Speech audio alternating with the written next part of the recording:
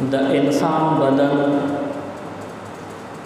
د دوه سیزونو نه مرکب دی. یو انسانی بدن او جسم او بل پدې کې دننه داخل روح دی. روح او جسم چې یوځای شي نو د دې نه یو زنده انسان جوړ شي. روح د برن راغلی دی او بدن د خاورو نه جوړ شوی دی. نو د عالم بالا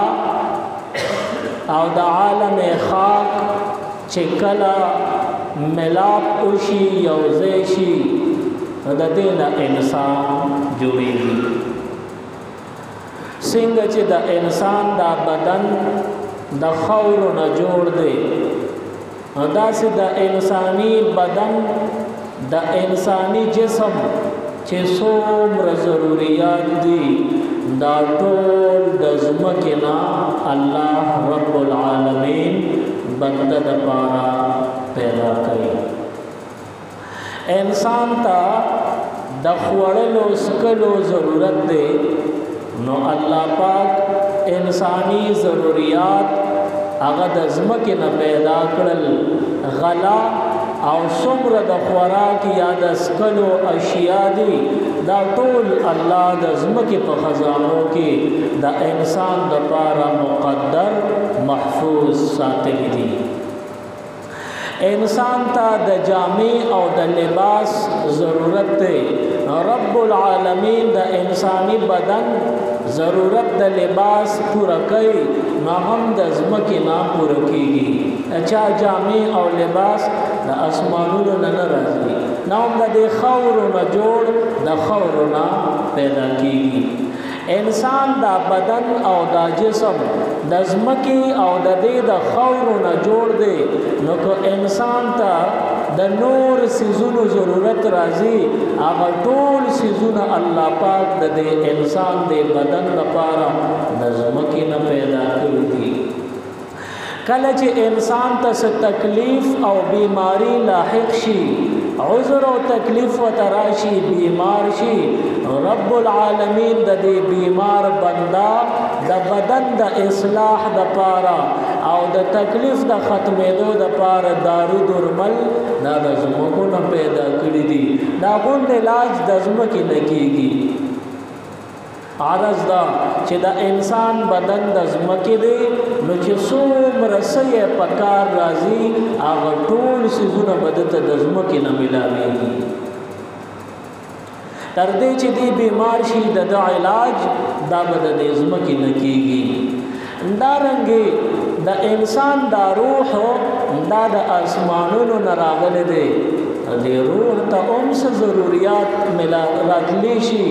نو کله کله روح ته ضرورت راشي د روح دپاره د غذا حاجت پیښ شي نو د روح غذا هغه د دیندارو خلکو دپاره د الله دین او د قرآن پاک آیتونه دي د الله ذکرونه دي. د روح دپاره غذا هغه دینداری ده. داسې چې کله روح ته څه بیماری ولګي نو د هغې علاج په ځمکه نه میلاویږي د هغې علاج د اسمانونو نه راځي. د انسان د بدن بیماری دپاره الله پاک ډاکټران مقرر کړي دي. د هر مرض دپاره په ځمکه کې داسې قسم په قسم ډاکټران میلاویږي چې هغوی د هغې مرضونو دپاره بنیادی علاج کولی شي او د هغې علاج صله او بدله کې الله هغه مرض ښه کوي. همدارنګې د روح د مرض دپاره الله پاک نور ډاکټران پیدا کړي دي چې د ځمکې ډاکټران د بدن دپاره دي نو الله پاک څه خاص ډاکټران او هغوی ته تعلیمات د اسمانونو نه ورکړي دي نو هغه ډاکټرانو ته عالمان ویلی شي. اوس د عالمانو سره رب العالمین یو کتاب نازل کړ دی چې هر عالم د کم مرض علاج کوي نو دغه کتاب کې به ګوري او د مرض علاج به باندې کوي. د الله د دین لپاره د دوو سيزونو ضرورت وي، یو د کتاب الله او بل د رجال الله. کتاب الله قرآن پاک دی او رجال الله علماء کرام دی. نو د کتاب ضرورت دی انسانانو ته وو الله نازل کو او کتاب باندې پخپل هیڅو کم نه پیږي. د دې لپاره د رجال الله ضرورت دی، هغه سړي، هغه عالمان، هغه ډاکټران چې هغوی په دغه کتاب باندې پیږي او د الله نیابت کولی شي او د بنده علاج کولی شي. دغه رجال الله دی، دوی د الله د بندیانو علاجونه کوي. بنده دا بدن دا د ځمکې نه جوړ دی، دته بعضې حکمونه الله ورکړي دي. لاس خپه به غلط نه خوځي، لاسونه خپې په غلطو ځایونو کې به نه استعمالوي، لاسونه خپې په صحیح ځایونو کې به استعمالوي. نو انسانی بدن د خاورو جوړ دی او دې انسانی بدن ته ظاهري احکام شوي دي لکه مونځ وکړه، روژه ونیسه، زکات ورکړه، حج وکړه، قرباني وکړه. داسې مختلف اعمال الله حکم ورکړي دي او دغه احکام ظاهري دي، دا ظاهري اعمال دي، دا په نظر راځي. لکه مونځ کې په نظر راځي، روژه دې نیولې ده خلک پوهېږي چې روژه نیولې ده، زکات ورکې په نظر راځي، حج کې قرباني کې په نظر راځي. نو دې ته امور ظاهري وایي، دا ښکاره عملونه دي. نو دا ښکاره عملونه دې ته علمي اصطلاح کې د الله د دین په رڼا کې فقه ویلی شي. فقهي احکام د دې انسان د ظاهري اعمالو دپاره نازل دي. لکه د فقه تعلق سره دی، مونځ دې وکړه نو وشو که ونه شو، اودس چارهدام دې وکړه وشو که ونه شو، روژه دې ونیوه وشوه که ونه شوه. نو دغه چې شریعت تعالی دا جواب درکوي وشو یا ونه شو، نو دا احکام د فقه دي او دې ته فقه ویلی شي. او بعضی عملونه الله پاک کوئی دا بنکه او هغه عملونه ظاهر وي لکه غلا مکوا، غیبت مکوا، حرام مخورا، دچا نقصان مکوا، دچا په عزت حمله مکوا. نو دا ټول ښکاره عملونه دي او د دین الله نهي فرمایله چې دا بنکه. دا ظاهري امور دي، نو په دې باندې عمل کول او د بدو عملونو نه ځان ساتل دې ته فقه ویلی شي او په فقه باندې به عمل کول پکار. او یو روح دې د بر نه راغلی دی، نو الله به تعالی حکم درکوي چې د دې روح د علاج وکړه. مثلا یو بنده دی هغه د حسد په بیماری کې مبتلا دی، بل مسلمان ورور ته خیر ورسېد دی پې غمجن دی، وایي ولې ده ته خیر ورسېده. بل مسلمان ته الله مال ورکړی دی، دی غمجن دی چې دته دا مال ولې ورکړی شوی دی. بل مسلمان حسن الله ورکړی دی، دی خفه دی، وایي دا ولې دی دومره ښکلی دی. داسې مختلف څیزونو کې دی حسد کوي. یو انسان دی ډېر مالدار دی، یو انسان دی ډېر دیندار دی او ته پې خفه چې دا ولې دیندار دی یا دا ولې مالدار دی یا ولې ښکلی دی یا ولې خوشحاله دی. په دې مختلفو خبرو باندې چې ستا په زړه کې خفګان پیدا کېږي دې ته حسد ویلی شي. اوس د دې نه انسان ته الله منع فرمایلی ده، حسد نه کوي. چې بنده حسد کوي د ده دا ټولې نیکۍ هغه ضایع کېږي او ټولې نیکۍ تباه کېږي، بربادېږي. نو دا روحاني مرض دی. انسان چې بل سره په زړه کې خیرې ساتي او بغض او نفرت ته نه کوي یا حسد ساتي، نو دا مرض دی. خو روحاني مرض دی، دا په نظر ښکاري نه، دا صرف محسوسېږي. لکه د زړه ویښته ورکوشي او په زړه کې پیدا نه کړي، دا ښکاري نه، په نظر نه راځي. دا صرف د احساس سره تعلق ساتي، دا محسوس کېدی شي. دا سه نور خراب عملونه دي چې بنده یې کوي د هغې نه الله پاک انسان باندې کړی دی روحاني مرضونه دي د هغې علاج وله کوي او روحاني تربیت چې الله وله کوي دې دواړو ته تصوف ویلی شي روحاني مرض علاج کول او د روحاني ګناهونو نه ځان ساتل دې ته تصوف ویلی شي طریقه ته ورته ویلی شي نو چې کله فقه او تصوف یوځای شي د دواړو مجموعه یعنی ظاهری بدن دم د اسلام موافق استعماله اعمال ظاهری هغه د شریعت مطابق دي او دا شان پزړه کې د خیری نشته الله طرف ته ځړ مایل دي دا تصوف دی چې دا دواړه یوځای شي نو د دین شریعت جوړ شي نو موږ تاسو ته الله حکم کړی دی چې تاسو په دین محمدی صلی الله علیه وسلم باندې او په دې شریعت متطهره باندې عمل کوئ د دین برو ګردانی نه کوئ نو تاسو اصلاح کی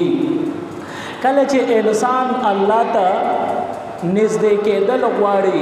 د دې لپاره د ډېرو نیکو اعمالو ضرورت وي چې دې په خپل اعمالو کې نظر واچي چې کوم خراب دي اب اعتبار کی او چې کوم بهر خو اعمال د خپل اعمالو کې به شریک کی دې باندې کمل شي بیا به په دې نیک عمله باندې دوام اختیار کی دانه چې نن دې عملو کو سا چوټی شو نه تب همیشه لپاره دغه نیک عملونه کې همیشه لپاره د بد عملونو لبزان ساتي دې ته دوام او مداومت ویل شي دې ته ثابت قدمي ویل شي نه چې دغه شان نیک عملونه کې الله ته ورسېږي پیغمبر علیه الصلاۃ والسلام سره مشابهت اختیار کی د حضور علیہ السلام مخوخه او د الله په مخوخه موږ داسې نشي کولای چې د اول نه تر اخره پورې مکمل ځان پاک اوساتو ځکه موږ پسې د نفس دا دشمن لګېدلې دی یو خپل بدن کې نفس دی او یو ابلیس دی دا نفس دا د شیطان او د ابلیس نم زیات خطرناک دی نفس ستوي انساني خواهشات چې کوم ځای پیدا کیږي نه نفس دی اوس دا نفسانی نقصان دا د ابلیس د نقصان نه زیات خطرناک دی او هغه څنګه د اول د ابلیس زندگی مطالعه کې نو ابلیس اول بدعمل نو شیطان اول بدعمل نو سرکشی نه کړی یو شان عبادتونه کړی دي نو د لپاره به څوک راتلل چې دی به گمراه کو نو شیطان ډیر نیک عملو فرشتو سره په یو مجلس کې د الله بندګي او عبادتونه به کول نو د ابلیس لپاره به څوک راتلل چې دی به گمراه کړو زه ته چې خطا شنو مو چې شیطان تیرستو خو شیطان به پچا ورړی چې چا تیرستو دې ځکه معلومیږي چې شیطان لخپل نفسانی خواهش مخه تراغه او هغه نفسانی خواهش ناجایز او لکه دته الله او فرمایل چې زه پزمکه کې خلیفہ پیدا کوم نو دغه وخت کې ابلیس وی چې د خلافت لایق او مستحق زیما دا یو خواهش پیدا شو او د الله د رضا خلاف خواهش پیدا شو نو چې کوم خواهش د شریعت خلافي هغه به د سرکشي سبب او باعث ګرځي نو دا نفسانی خواهشات دا د شیطان د خطرې نه اوم زیات خطرناک دي د دې د وجه مونږ پسې شیطان هم زور لګول دي او خپل نفسانی خواهشات هم مجبور کړیو نو عرض مدا کو چې زمونږ نه دا نشي کېدی چې د اول نه تر اخره پورې سالم ځان د ګناه نه محفوظ اوساتو داسې نشي کېدی من پس شیطان هم زور لګولې دی او زموږ نفسانی خواهشات هم په موږ باندې غالب دي د دې د وجې موږ به خامخا پسلاویږو موږ به خطا کیږو او کله کله خراب عمل کې مبتلا کیږو یو بنده چې د خپل خواهشات ناجایزه د وجې یا د شیطان د حربو د وجې د خپل راه راس نه خطا شي په غلطه لار روان شو او دته کله هم احساس وشي نو الله ته د را واپس شي او دغه الله ته د را واپس کېدو د لارې نوم توبه شریعت مقرر کړی دی. شریعت وایي چې دا تا ته احساس وشو چې ما غلطي کړې ده نن الله سره صلح کول غواړم نو چې په کومه لار الله سره صلح کولو دپاره ځې دغې لارې ته ویلی شي توبه. او توبه یو داسې شارټ کټ لاره ده چې د دې په وجه اولیاء الله چې په خپلو اعمالو څونه مخکې رسېدلي دي د توبې په وجه د هغې اولیاءو نه مخکې ته رسېدلی شي. یو بنده شپېته کاله نیک عملونه کړي دي هغه د نیکۍ په لاره کې په صراط مستقیم باندې شپېته کاله مزل کړی دی او ستاسو اندازه لګوئ د څومره تکلیفونه برداشت کړي دي. شپېته کاله د روژې نیولي دي او د په دې کې جهادونه هم کړي دي عبادتونه هم کړي دي نفلونه کړي دي منځونه کړي دي حجونه عمرې کړي مختلف اعمال صالحه یې کړي دي ټول عبادت شپېته کاله کړی دی او دغه شپېته کاله مزل په دغه صراط مستقیم کړی دی الله ته ورلنډ شوی دی او یو بنده دی دغه شپېته کاله زندگی په عبثو کې په غفلتو کې په ګناهونو کې تېره شوې ده. ظاهره خبره ده چې د کوم بنده شپېته کاله نیک اعمال کړي دي او کوم ځای ته رسېدلی دی دغه شان دی بد بنده خراب عملونه شپېته کاله کړي دي او د الله نه ډېر لرې رسېدلی دی د الله نه لرې شوی دی هغه یو شپېته کاله په صراط مستقیم روان دی دا بل شپېته کاله په کږه وږه لار په غلطه لار روان دی نو ظاهره خبره ده هغه بنده الله ته نږدې دا بنده شپېته کاله مزل یې کړی د الله نه ډېر لرې دی. نن دغه بنده ته احساس وشو توبه ویستل غواړي چې ما خو غلطي کړې ده هغه چې چا شپېته کاله نیک عمل کړی دی هغه خو خواري او محنت کړی دی ځان یې ستړی کړی خوبونه یې په ځان حرام کړي دي او دا چا چې ګناهونه کړي هلته شپېته کاله چې پوره شو هلته احساس ورته وشو څومره لوی مزل دی نو په کار خو دا ده عقل هم دا وایي چې دې واپس را روان شي د ګناهونو نه توبه خو به وباسي خو دې واپس را روان شي چې شپېته کاله ګناه کړی ده اوس به نور شپېته کاله کې دې نیک عملونه کوي شپږ شلې کاله شو بیا چې دې کم پوینټ ته راورسېده د دې نه پس بیا صراط مستقیم باندې مزل به کوي نو بیا به شپېته کاله هغه بل به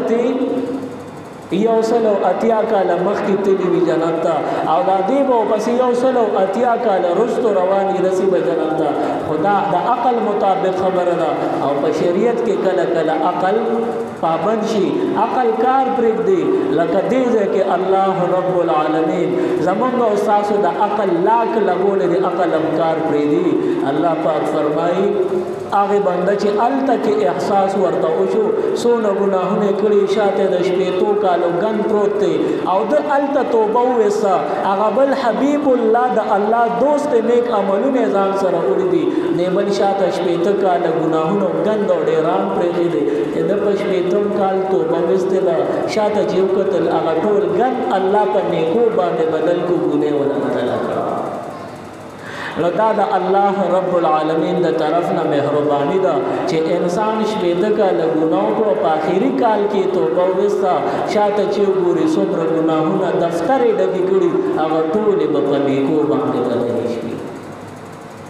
نو دا توبه دا شارټ کټ لاره ده یو بنده چې شپېته کاله نیک عملونه کړي دی الله ته نږدې شوی دی بل شپېته کاله ګناهونه کړي دي او هلته توبه وویسته نو د ده او د هغه مزل یو عمره شو هغه هم نیک کړي دي او د پسې شاته ګناهونه بدل شو نیکۍ ته جوړې شوې نو دې شارټ کټ کې الله ته د ټولو نه مخکې ورسېدو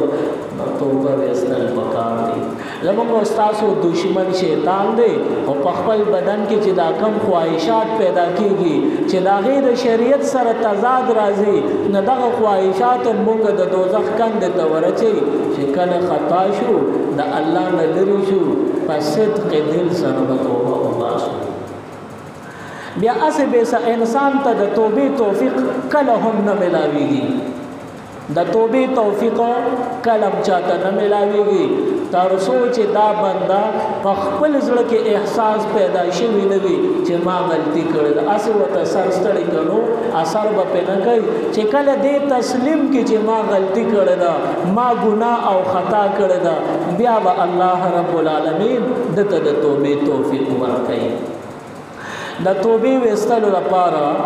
او د ګناهونو نه بچ کېدو لپاره د دویمه خبره ډیر اهم ضرورت دی ډیر اهمیت لري چې بنده د نیکانو خلقو مجالسو کې کېږي رب العالمین فرمایي یا ایها الذین آمنوا اتقوا الله اے مؤمنانو د الله نه او یریږئ وکونوا مع الصادقین او د اهل الله سره د صدیقین سره صادقین سره د رښتینی خلکو سره کینه د رښتینی خلک په مخ د مکه صرف اهل الله دی او اهل الله رجال الله دی رجال الله نه مراد علماء دین علماء کرام دی نو د خپل خلکو په مجلس کې چې کینه پتا به اثر او شي رحمت بنازل شي تیرا زمانہ کی یو بزرگ ناستے پخپل خلوت خانہ کی او یو نوجوان ور لراغی او دی بزرگ نه تپوس کئی وی نیکانو خلق سر پا مجلس کی چکی لے نو دی بندت بس ملوشی نو دا گرمی موسمو او آغا دور کی بجلی نوا نو دا بزرگ تخپل خادم ولا دی و ببوزی و نواو نو دغه بزرگ د دې نوجوان نه تپوس کوي وي د دې ببوزي هوا پتا لګي نو دا نوجوان وته وي صاحب بالکل دا هوا مال راځي په مال لګي لګر چې بتیر شو دا نوجوان دوباره تپوس کوي نیکانو خلکو سره په مجلس کې کینه بندت په سم لاويږي بزرگ بیا تپوس کوي د ببوزي دا هوا پتا لګي نوجوان وي صاحب په ما هوا لګي شیبه چې تیر شو بیا تپوس کوي نیکانو سره کینه بندت سم لاويږي بزرگ وته وي پتا هوا لګي نوجوان وته وي صاحب په ما هوا لګي خو زما سوال یو دی او جواب راته بل راکړي کیږي زه په دې نه پیغمبر ته سم جواب راکا دغه بزرگ وته فرمایي وای دا ببوز ما ته وخلی کیږي کتا ته وخلی کیږي دا نوجوان وته وای زه خو ناچیز او کمزوري بندیم دا خادم تا ته ببوز وخی ما ته نه وای دا بزرگ ته تپوس کوي چې دا خادم ما ته ببوز وای هوای پتا ولې لګي نبیا دا نوجوان ته دی بزرگ وی چې څنګه دا ببوز ماته وخلی کیږي او هوای تعالی درځي دغه رنګ اهل الله او نیکانو خلکو سره مجلس کې کېنا صحبت اختیار کا نه چې دوی باندې دا الله رحمتونه نازلېږي هغه رحمتونو کې چې څوک سره ناسي پاوي هم عیسی به ملاويږي پاوي بم رحمتونه نازلېږي معلومه شو د نیکانو خلکو په مجلس کې په نیکانو به الله انعامات او رحمتونه راوري چې تاسو وسره کېناسته خپل جوړه به د هغه رحمتونو نه تاسو هم دکې کې کوړته دی اوسه او د خراب خلکو د مجلسونو نه بزان ساتي غني دغه مجلسونو سره د الله د عذاب وادوي خراب مجلس باندې رحمت نه نازلېږي عذاب پر راځي او چې څوک په خراب مجلسونو کې ناشتي هغه باندې به عذابونه راځي بنی اسرائیل کې یو بزرګو داموس رحمت الله علیه هغه په یو داسې علاقه کې اوسېدو چې چار چاپیرا یا د کور بروتنو اوچ سره غرونه بو پاغه باندې چته شنه بوټي وغیرہ یا آبشارونه چینه وغیرہ بنوي یو ځل د مازیګر ټیم دی او دا بزرګ د ګرمه موسم دی چې د کور بار سره پسروت چې مخامخ په دې غرونو باندې نظر پریوتو نه پزړه کې راغلل وکاش چې دا غرونه خپل شینکې وي په چار چاپیر ځای کې پکې غرونو نه آبشارونه را روانو چینه وي پکې او خپل نظارې وي سونه خوان به کړو د داموس رحمت الله علیه زړه ته اصل خیال راغی نور پخلی په دې خبره تکلم نه کړي دا غي باوجود د نیکانو خلقو باطل خیالونه اویل الله پاغه زورونه ور کوي نو دغه بزرگ ته د الله د طرف نه الهام زړه ته وشو د الله د طرف نه الهامي خبره دا وشوه چې حضرت داموس دا زما دا مشیر د کله نه جوړ شوی تا اوس بندگی پرې کو الله له مشورې ورکې ته زما مشیر د کله نه مقرر شوی دا بزرگ فوراً په خپل غلطه پوه شو احساس وته شو چې ما غلط باطل خیال زړه لراغه د دې د وجه نه توبه وستل غواړي د نیکانو خلکو الله سره ناز او ادم اغم عجیب وي دغه داموس رحمت الله علیه توبه باسي او الله ته وای پروردگار ز توبه باسم خو تا معاف کړم کنا ما ته به دغه واضحه خې چې زه دې معاف کړم اله به زه خوشحالېږم او چې کومې پورې ما نه زما د معاف کېدو اعلان پټي ما ته پته نی هغې پورې به زه خوړل څکل بندوم یعنی بوک هړتال به کوم خوراک څښاک به په ما بندي کله چې دې زه معاف کړم هغه وخت به خوراک شروع کوم الله مو سره نیازبین توب کوي او دیم الله سره نیازبین توب کوي نو ته په ځان خوراک ورکړه دغه شپه ناره تېره شوه په سبا ورځ هم ناره تېره شوه او په بله ورځ بني اسرائیلو کې څه خادي وه بني اسرائیلو کې خادي جوړه شوه او د علاقې بزرګان خلک دوا له بوزي چې راشه په پروګرام هم کړی خوراکونه هم تیار کړي په دې باندې راله دعا وکړه خلق بزرگان بوزي د خپل خاده د دعا لپاره نو دغه داموس رحمت الله علیه پس د خپل علاقې د خاده والا د کور خلق رالل عیسی براشه ته دعوتم قبول کی او موږ سره به د دعا درخواست وي هغه به پراته دعا وکړي لکه بزرگ پزړه کې رالل چې لاړ بشم دعوت پم قبول کوم دعا به موته کوم وته ویم چې زه خوراک نه کوم دغه بزرگ وسره لاړ دعوت قبول شو او دعا یې ولا پاغه خوراک باندې وکړه او بیا دې خپل ملګرو د علاقې چې کم خلکو هغه دا بزرگ کینو ویسه به تکین تعلم طعام ورو حضرت داموس رحمت الله علیه خو قسم کړی چې به نخرم تر سوچ زما په واضحه ټکو باندې توبه نه قبول شي نو حضرت داموس وته فرمایي زه خوراک نکوم په ما باندې خوراک بند دی نو د کلی خلک خو خفه کېږي چې دا بزرګان ولا راشي او داسې اوچې شونډې ته واپس ځي نو داموس رحمت الله علیه باندې د کلی خلکو زور راوړو صاحب که هرسي دا خو کېدی نه شي ته به داسې زمونږ نه ځې خامخا به څه ناسه خورې هسې به رانه نه ځې داموس رحمت الله علیه مجبور شو چې حال ورته ووایي اخر یې ورته ټوله قصه وکړي ما قسم خوړلی دی چې ما الله معاف کړي هله به زه خوراک کوم او د کلی خلک را مخکې شو او حضرت داموس رحمت الله علیه ته وایي ستا چې کومه ګناه شوې ده هغه ګناه دې زمونږ د غاړې شي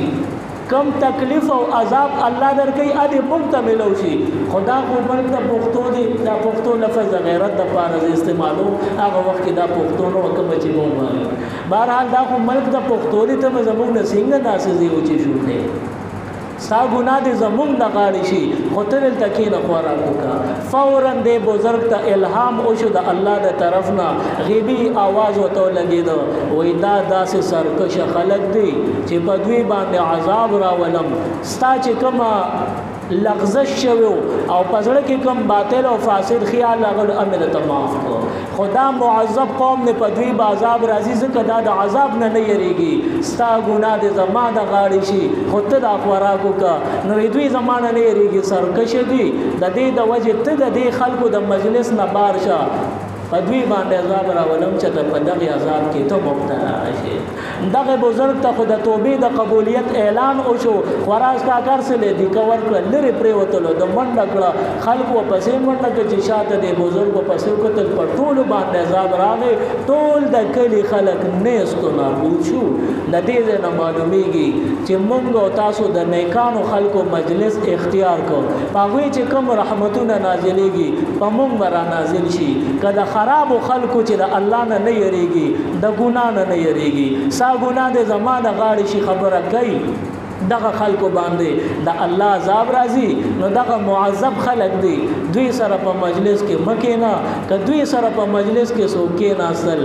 دا د الله عذاب کې بنده خپل ایسا اخستل وي چې یو بنده په خپل دی عذاب کې ځان لې سوکړه نو د اهل الله صحبت اختیار کې او د خراب خلکو اصلاح کوششو کې او که اصلاح نکېږي کم از کم در کې تعلقات وسره وکې لکه مونږ د ماسختن په وترو کې وایو ونترک من یفجرک پروردگار هغه خلک چې په فجر فسق و فجور کې لګي په ګناهونو کې لګي توبه نو باسي باز ناراضي نو هغه خلکو سره مونږ ترک تعلقات کړی دي نو چې د په دغه وعده کې رښتینی نیکانو خلکو سره کېنا بدانو خلکو نزان اوساته اوس په پتا باندې د الله رحمت نازلېږي د توبې توفیق به الله در نصیب کوي چاته چې د توبې توفیق نصیب شي دنیا آباد آخرت آباد او قبر ګل گلزاري الله پاک دې د توبې توفیق موږ تاسو ټول ته راوړي سبحان ربك رب العزة عما يصفون وسلام على المرسلين والحمد لله رب العالمين اللهم ربنا آتنا في الدنيا حسنة وفي الآخرة حسنة وقنا عذاب النار وأدخلنا الجنة مع الأبرار يا عزيز يا غفار برحمتك يا أرحم الراحمين. मजीद Islamic videos देखने के लिए हमारे YouTube चैनल दीन और दुनिया को जरूर सब्सक्राइब करें और बेल आइकन जरूर प्रेस करें ताकि हमारी हर एक वीडियो की नोटिफिकेशन आपको मिल सके।